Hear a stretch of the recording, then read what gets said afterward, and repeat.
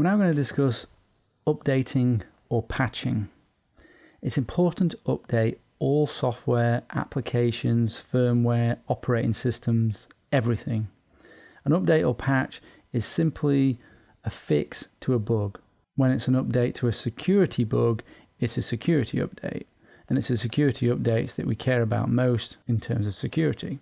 Updating your software is the most important thing you can do to remain safe online. If you do just one thing after this course, make it applying patches and applying them promptly.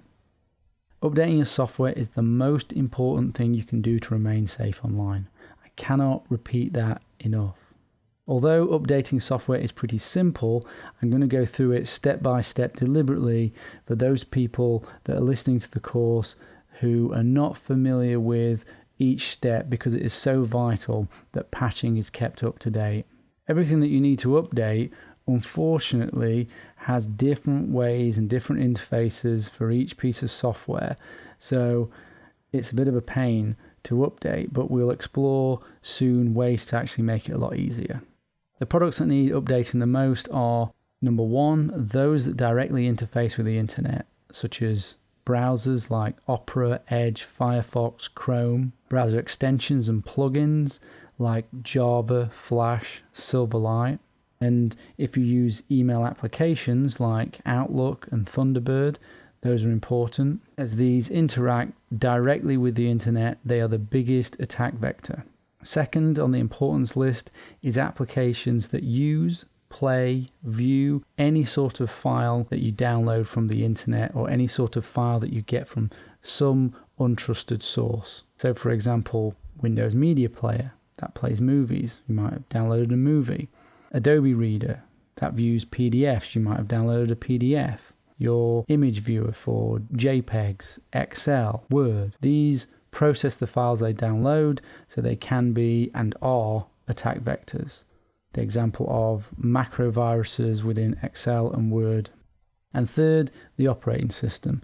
This is important because it maintains the core of your security, so that needs to be updated too. There's a potential downside to updating though. It's not all great and it's not all security. Sometimes, and this doesn't happen often, especially with Microsoft and the big players, is that the patch comes with another bug which can cause functional problems. So for example, you get a security update to the Edge browser, but then it crashes. Setting your updates to just happen automatically is the most secure option, but you could set them to download only, and you can evaluate the patch to see whether or not you actually want it, and I'll cover how we can do that next. As you've seen already in the sections on malware, hackers and exploits, if you maintain a poor level of patching, it is just a question of when you get hacked, not if. A friend who will remain nameless came around just the other day and asked what could he do to keep his laptop secure, and was wondering why it was acting all strange.